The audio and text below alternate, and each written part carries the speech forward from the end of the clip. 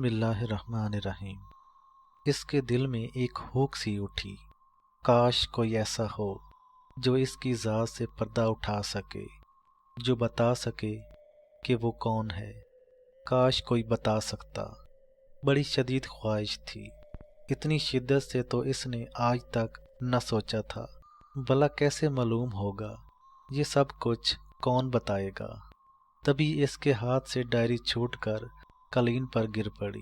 اس نے جھک کر ڈائری اٹھائی اور بیڈ پر بیٹھ کر ایسے ہی اس کے ورق کھول کر تیزی سے دیکھنے لگی۔ اچانک اس کی نظر پڑی تو وہ کچھ حیران سی ہوئی۔ ڈائری کے اندر اسے چند صفحات پر کچھ تحریر نظر آئی، حالانکہ جب اس نے ڈائری کور میں رکھی تھی تو اس وقت اس میں ایک لفظ بھی تحریر نہ تھا۔ اپنا شبہ دور کرنے کے لیے اس نے ڈائری کے صفحات کو پھر دیکھا اور پھر اس نے ان صفحات کو پکڑ لیا جن پر واقعی کچھ تحریر تھا۔ وہ بڑی خوش خط تحریر تھی، ایک ایک لفظ موتیوں کی طرح ٹنکا ہوا تھا۔ یہ تحریر کالی روشنائی سے لکھی ہوئی تھی۔ اس نے تحریر کا پہلا صفحہ نکالا اور پڑھنے لگی۔ لکھا تھا، تم پریشان کیوں ہوتی ہو؟ ہم بتائیں گے کہ تم کون ہو۔ تمہارے دماغ میں آنے والے ہر سوال کا جواب ملے گا۔ چلو پہلے اپنے بارے میں جان لو، پھر جو چاہے سوال کر لینا۔ تمہارے والد ایک بہت بڑے زمیندار کے بیٹے تھے۔ تمہارے دادا سرراؤ فرمان علی بڑے اثر و رسوخ والے آدمی تھے۔ انہوں نے انگریزوں سے سر کا خطاب پایا، بڑے نیک دل انسان تھے۔ ساون پور میں انہوں نے اپنی رہائش کے لیے جو حویلی بنائی تھی وہ اپنے طرز کی انوکھی تھی۔ دور دور سے لوگ اس حویلی کو دیکھنے آیا کرتے تھے۔ سرفرمان کو دیہات کی زندگی بہت پسند تھی، لیکن ان کے بیٹے یعنی تمہارے والد راؤ شمشاد گاؤں کی زندگی سے الرجک تھے۔ انہوں نے تمہارے دادا سے ضد کر کے ماڈل ٹاؤن لاہور میں ایک کوٹھی بنوائی تھی۔ ماڈل ٹاؤن کی اس کوٹھی میں رہتے ہوئے انہوں نے اپنی تعلیم مکمل کی۔ تمہارے والد راؤ شمشاد اپنے باپ کی طرح نیک نیت انسان تھے۔ انہوں نے اپنی زندگی میں کبھی کسی کو نقصان نہیں پہنچایا تھا۔ اس کے مقابلے میں تمہارے چچا راؤ احمد علی نے کبھی کسی سے سیدھے منہ بات نہیں کی تھی۔ نیکی کرنا اور غریبوں کے کام آنا تو دور کی بات ہے، وہ ایک سازشی ذہن کا شخص تھا۔ وہ بچپن ہی سے اتنا شاطر تھا کہ شرارت خود کرتا تھا، لیکن ڈانٹ بڑے بھائی یعنی تمہارے والد کو پڑتی تھی، اور تمہارے والد راؤ شمشاد اپنے بڑے پان میں اسے معاف کر دیا کرتے تھے۔ ان دونوں بھائیوں کی زندگی بھر یہی عادت رہی۔ تمہارے چچا نے اپنی خو نہ چھوڑی اور تمہارے والد نے اپنی وضع نہ بدلی۔ سر فرمان علی کے انتقال کے بعد وصیت کے مطابق زمینیں اور دیگر جائیداد تقسیم ہو گئی۔ جائیداد کی تقسیم کے ساتھ ہی ساون پور کی حویلی بھی منقسم ہو گئی تھی، لیکن تمہارے والد والے حصے پر بھی تمہارے چچا کا قبضہ تھا، کیونکہ تمہارے والد کو دیہاتی زندگی پسند نہ تھی، اس لیے وہ شاذ ہی ساون پور کا رخ کرتے تھے۔ پھر اپنے والد کے انتقال کے بعد تو انہوں نے ساون پور کا رخ کرنا ہی چھوڑ دیا تھا۔ اس طرح زمینیں، باغات، حویلی نام تو راؤ شمشاد ہی کے تھی، لیکن عملاً قبضہ راؤ احمد علی کا تھا۔ سال 6 مہینے بعد وہ ساون پور آ کر اپنی زمینوں کی آمدنی آ کر لے جایا کرتے تھے، اور ساون پور میں وہ پیسوں کی غرض سے نہیں آتے تھے۔ انہیں اصل میں شکار کا شوق تھا، وہ یہاں شکار کھیلنے کے لیے آیا کرتے تھے۔ تب راؤ احمد علی زمینوں کی آمدنی کے نام پر کچھ رقم ان کے بریف کیس میں رکھ دیا کرتا تھا۔ انہوں نے کبھی اپنے بھائی سے اپنی جائیداد، اپنی آمدنی کا حساب نہ لیا تھا، لیکن راؤ احمد علی بڑے حساب کتاب کا آدمی تھا۔ وہ بڑی خوبصورتی سے ایک ایک پائی کا حساب رکھے ہوئے تھا اور ایک ایک قدم بڑی ہوشیاری سے اٹھا رہا تھا۔ تمہارے والد آرٹ کی دنیا کے آدمی تھے، شعر و شاعری سے لگاؤ تھا، خود بھی شعر کہتے تھے، پینٹنگ کا بھی شوق تھا۔ اپنے شوق کو پورا کرنے کے لیے انہوں نے لاہور میں ایک ذاتی گیلری کھول رکھی تھی۔ इस आर्ट गैलरी के साथ ही इन्होंने एक रेस्टोरेंट खोल रखा था। पैसों की इनके पास कोई कमी न थी। ये कारोबार इन्होंने अपना दिल लगाने के लिए खोला था। तुम्हारे वालिद ने अभी तक शादी न की थी, जबकि तुम्हारे चचा की शादी तुम्हारे दादा की जिंदगी में हो गई थी। इसके 3 लड़के थे, आफ्ताब राव, एतबार राव और इकबाल राव। वो तीनों हवेली में दनदनाते फिरते थे। इन्हें कोई रोकने टोकने वाला न था। तुम्हारे वालिद ने अभी तक शादी न की थी और शादी न करने की कोई ख़ास वजह भी न थी। इनके मशागिल कुछ इस तरह के थे कि इन्हीं में इन्हें फुर्सत न मिलती थी। बस यूं ही ज़िंदगी गुजरती जाती थी। तुम्हारे दादा ने इस तरफ तवज्जो भी दिलाई, मगर वो हंस कर टाल जाते थे। माँ थी नहीं, वो 2 बेटों को जन्म देकर कब की मुल्क अदम जा चुकी थी। अपनी बीवी से सरफरमान को इतनी मोहब्बत थी कि इसके बाद इन्होंने जिंदगी भर शादी न की। बेटों की शादी में माँओं की दिलचस्पी ज़्यादा होती है। वो अपने बेटों को इसरार करके शादी करने पर मजबूर कर देती हैं। यहाँ कोई इसरार करने वाला न था और राव शमशाद को शादी से कोई ख़ास लगाव न था। फिर तुम्हारे चाचा भी यही चाहते थे कि बड़ा भाई शादी न करे तो अच्छा है। शादी हो गई तो औलाद भी होगी और औलाद होगी तो जायदाद भी तकसीम हो जाएगी। राव अहमद अली ने कभी शादी की तरफ तवज्जो दिलाने की कोशिश न की थी, बल्कि वो अपने सामने अपनी औलाद की नालायकी का रोना रोने लगता था। वो औलाद को मुसीबत कहता था और तुम्हारे वालिद को खुश नसीब गर्दानता था कि इन्होंने शादी ना करके बड़ी अक्लमंदी का सबूत दिया था। वो हर तरह के जंजाल से बचे हुए थे। बात यह है बीबी कि किसी के चाहने या न चाहने से कुछ नहीं होता। शादी ब्याह का मामला तकदीर से मुंसलिक होता है। जब तकदीर इंसान की ज़िंदगी में खुशगवार लम्हे लाना चाहती है तो वैसे ही असबाब पैदा कर देती है। तुम्हारे वालिद राव शमशाद अली 40 साल के होने को आए थे। शादी का मामला कभी इनके जहन में आया भी था तो इतनी उम्र हो जाने के बाद वो बिल्कुल जहन से निकल गया था। तब अचानक ही एक खातून तुम्हारे वालिद की ज़िंदगी में आ गई थी। तुम्हारे वालिद ने अपनी आर्ट गैलरी में एक आर्टिस्ट की चंद तस्वीर की नुमाइश की थी। इन्होंने बहुत मुंतखब लोगों को नुमाइश देखने के लिए मद्दू किया था। वो खातून महविश किसी मेहमान के साथ आई थी। जब इस मेहमान ने तुम्हारे वालिद से महविश का तारुफ कराया तो ये तारुफ ज़िंदगी भर का ताल्लुक बन गया। पहली मुलाकात में गोया दोनों ने जाना कि वो एक दूसरे के लिए बने हैं। जब 2 अजनबी एक दूसरे को देखकर ये महसूस करने लगे कि हम एक दूसरे को सदियों से जानते हैं तो फिर ये अनजाना ताल्लुक एक खुशगवार बंधन में तब्दील हो जाता है। जल्द ही दोनों ने शादी करने का फैसला कर लिया।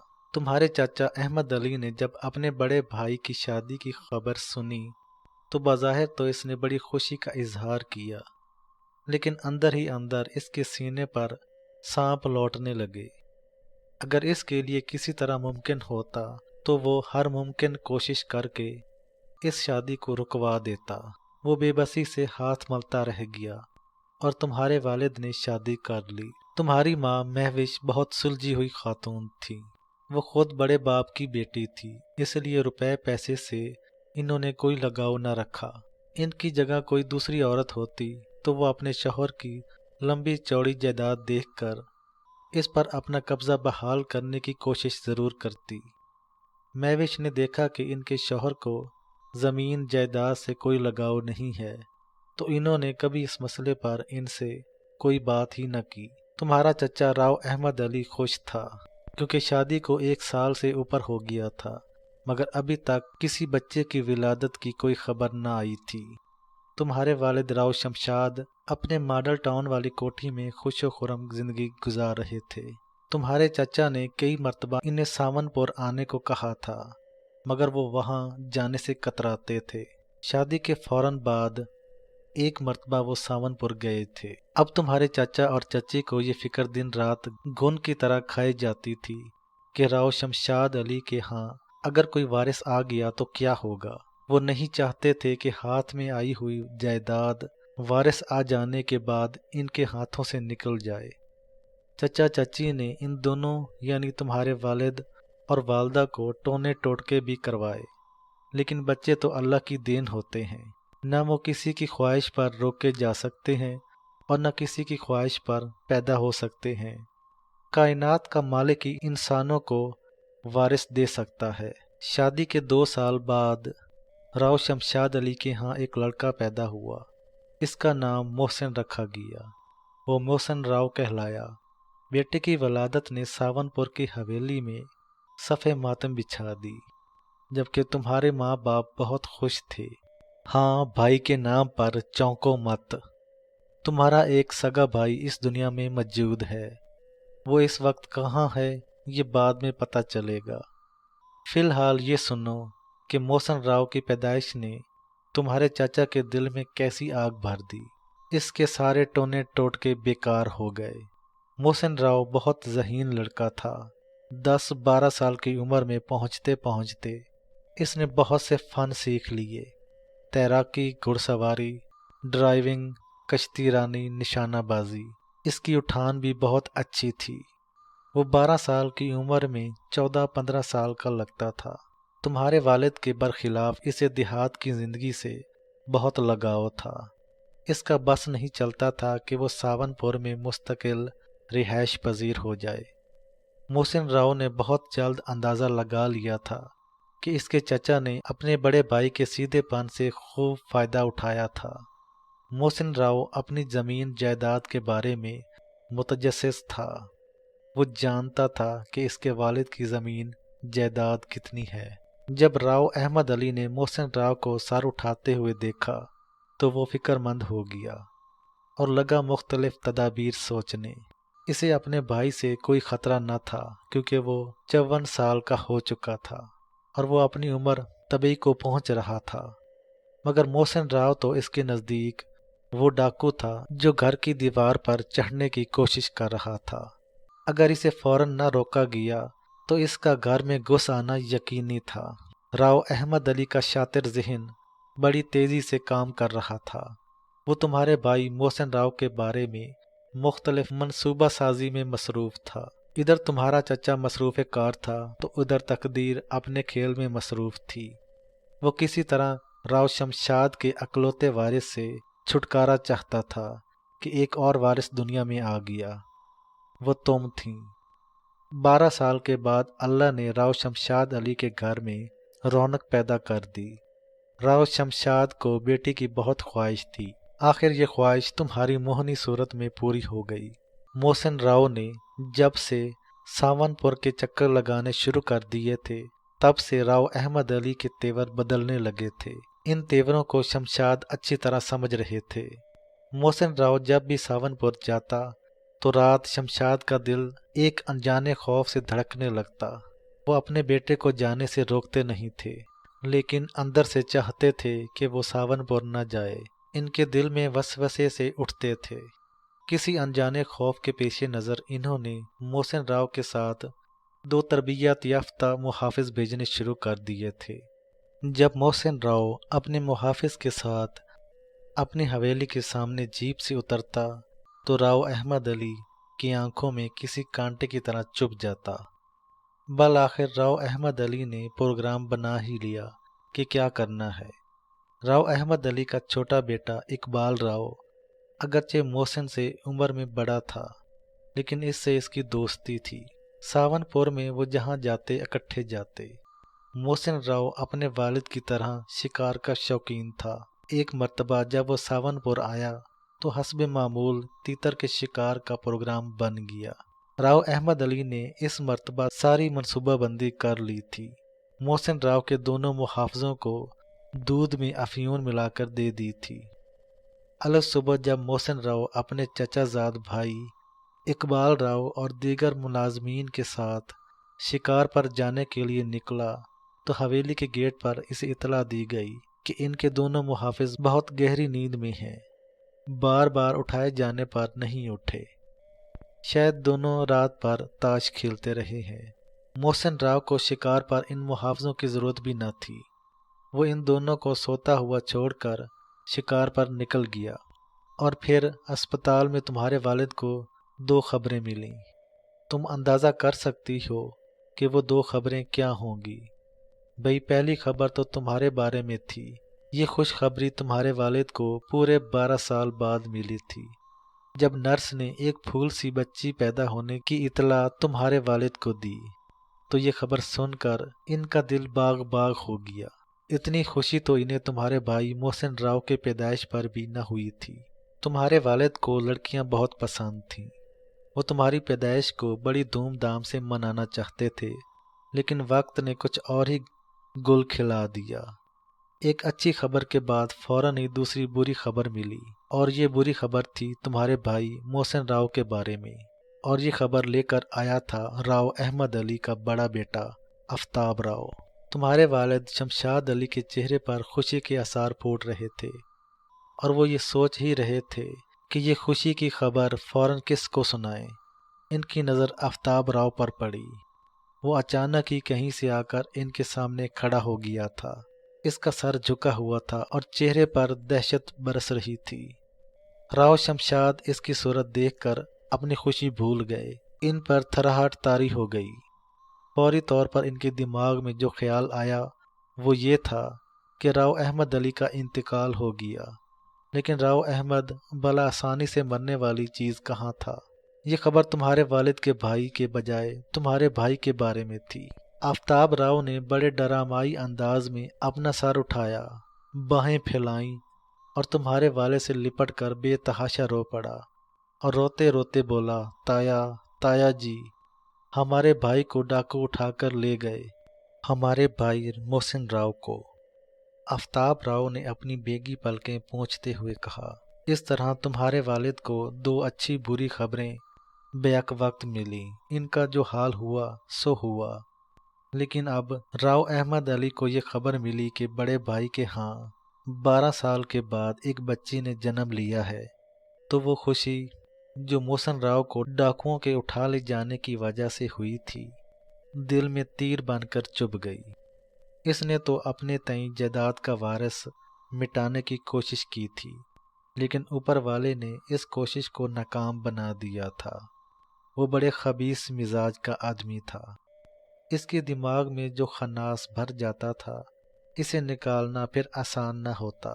جائیداد کے لالچ نے اس کو اندھا کر دیا تھا۔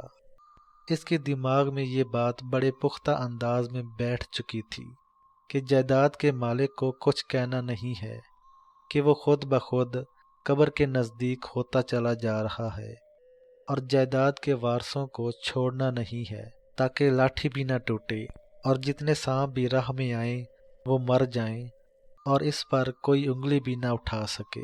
تمہارے بھائی محسن راؤ کے ساتھ کیا ہوا؟ جنگل سے اسے کس نے اغوا کیا اور کس نے کروایا؟ وہ کہاں پہنچا اور اس پر کیا بیتی؟ اگر موقع ملا تو یہ سب بعد میں بتاؤں گا۔ فی الحال تم اپنے بارے میں جان لو۔ ایک بے نام سی کھٹک جو تمہارے والد کے دل میں ہوتی رہتی تھی، اور کئی انجانے وسوسے جو ان کے دماغ میں سر ابھارتے رہتے تھے، محسن راؤ کے اغوا نے اسے سچ ثابت کر دیا تھا۔ وہ نہیں چاہتے تھے کہ محسن راؤ ساون پور جائے، لیکن وہ لڑکا مانتا ہی نہ تھا۔ بالآخر نتیجہ سامنے آ گیا۔ اب وہ اپنے بھائی کی طرف سے مشکوک ہو گئے۔ انہیں اندازہ ہو گیا تھا کہ وہ کیا چاہتا ہے، لیکن مسئلہ یہ تھا کہ وہ ان کا بھائی تھا۔ بغیر ثبوت کے وہ اس سے کچھ کہہ نہیں سکتے تھے۔ تمہارے والد کے بغیر ثبوتوں کے راؤ احمد علی پر انگلی اٹھانے کے لیے تیار نہ تھے، اور وہ ایسا شاطر تھا کہ کوئی ثبوت نہ چھوڑتا تھا۔ تمہارے بھائی کو اغوا کرا کے وہ بہت خوش تھا۔ وہ جانتا تھا کہ اب اس کی راہ میں کوئی کانٹا نہ آئے گا، مگر تمہارے جنم نے اسے جنم جلا بنا دیا، اور وہ کسی طرح جنم جلا بننے کو تیار نہ تھا۔ اس نے اپنے ذہن کی کمان میں سازش کا ایک تیر اور چڑھایا۔ اب تم اس کے نشانے پر تھیں، لیکن وہ جانتا نہ تھا جس لڑکی کو وہ نشانہ بنانے جا رہا ہے وہ خود ترکش ہے، تیروں سے بھری، جس نام کو سن کر تم بار بار چونکتی ہو۔ یہ نام دراصل تمہارے دادا راؤ فرمان علی کو بہت پسند تھا۔ وہ اکثر کہا کرتے تھے کہ اگر میری کوئی لڑکی ہوتی تو میں اس کا نام ترکش رکھتا۔ اللہ نے انہیں کوئی بیٹی نہ دی۔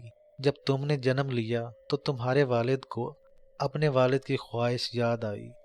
اس خواہش کی تکمیل کے لیے انہوں نے تمہارا نام ترکش رکھ دیا، لیکن یہ نام چل نہ سکا۔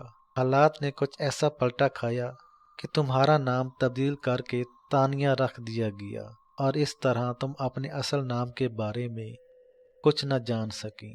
یہ نام بس چند ذہنوں میں محفوظ ہو کر رہ گیا۔